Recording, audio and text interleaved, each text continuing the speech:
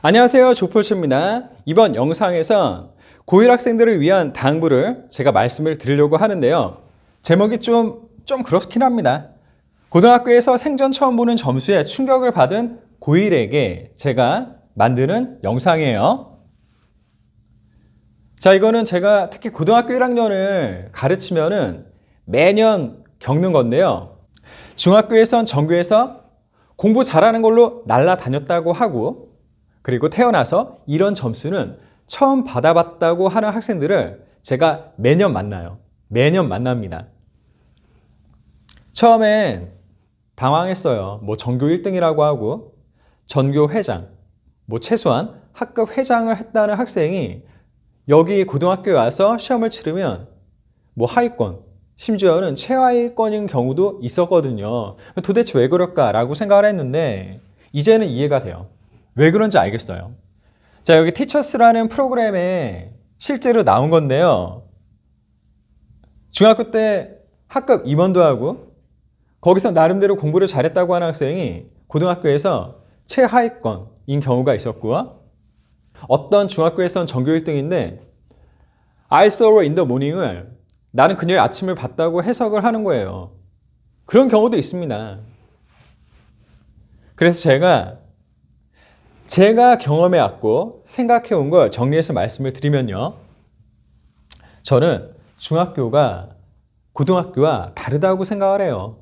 저 이거 중학교 무시하는 거 절대 아닙니다. 절대 아니에요.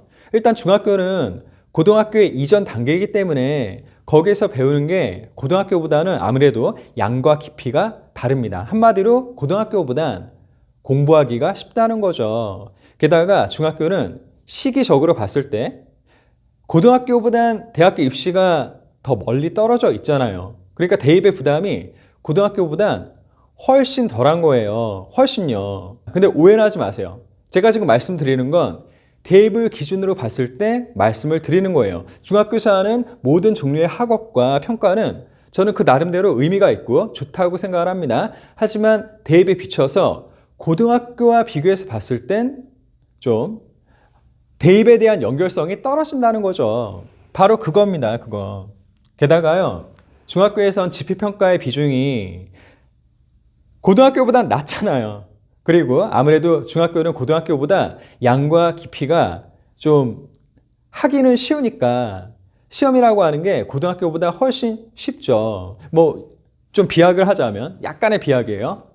그냥 하루 몇 시간만 시간을 내서 본문 한 10쪽 보고 문제 몇 개 좀 풀어보고 하면은 한 90점 정도는 나오잖아요. 그런 경우가 적지 않죠.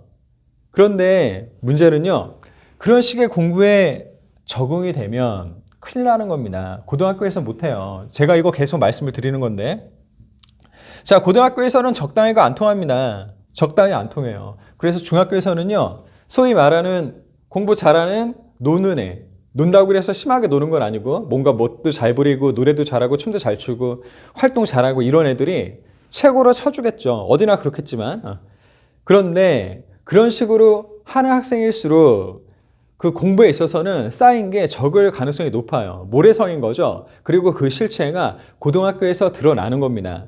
자, 만약에 중학교에서 공부를 무지하게 잘했어요. 임원도 엄청나게 많이 했고 공부 말고도 잘하는 게 많아요. 근데 고등학교에 와서 시험을 잘 못 봤어요. 그런 경우는 어떻게 되는 겁니까? 그냥 실력이 안 쌓인 거예요. 원래 실력이 사실은 그거였던 거예요.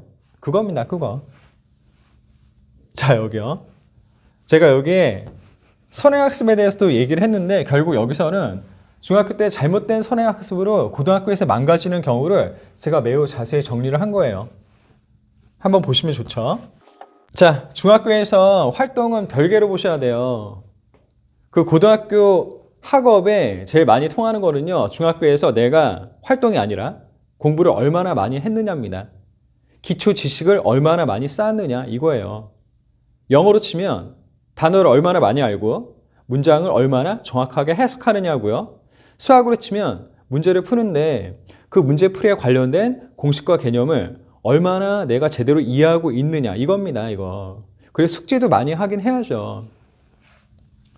자, 고등학교에서 생전 처음 받는 점수를 받았다면요, 중학교에서 했던 공부가 사실은 그 정도였다는 거예요. 그 사실을 인정하고 직시하셔야 됩니다. 여기에서 중학교의 그 화려하고 자부심 갖게 충분했던 그 시절만 떠올리면서 거기에 매달리면 고등학교에서는 더 말하고 싶지가 않네요. 정말 힘들어지거든요. 그러니까 만약에 여러분이 고등학교에서 중학교와는 너무나 다르게 만족스럽지 않은 점수를 받았다고 한다면 그게 바로 여러분의 실체니까 그냥 그 사실을 인정하시고 받아들이시고 거기에 맞춰서 노력을 하셔야 돼요. 저는 지금 여러분이 이미 틀렸다고 말씀을 드리는 게 아닙니다. 고등학교 1학년 때 중학교와 너무나 다른 그 곳에서 자신의 실체를 발견을 했다면 그거를 있는 그대로 받아들이고 인정하고 그 상태에서 최선을 다하는 게 제일 좋다고 말씀을 드리는 거예요. 그게 최선입니다. 자, 현실을 받아들이고 그 현실에 맞춰 최선을 다해 공부하면 고등학교 졸업할 때 바라는 성취를 이루게 될 겁니다. 그리고요, 단지 대학에서 끝나는 게 아니라 고등학교에서 그렇게 마음고생하고 포기하지 않고 열심히 노력한 게요, 대학교 졸업하고 나선 더 빛을 발할 거예요. 정말 그렇습니다. 아시겠죠? 주저하지 않고 끝까지 최선을 다하기. 명심하세요. 자, 계속 응원하겠습니다. 화이팅! 더 좋은 수업, 더 좋은 세상. 언어를 넘은 치유. 이 꿈에 함께 하셔서 감사드립니다. 그럼 행복하세요. 다음에 또 만나요.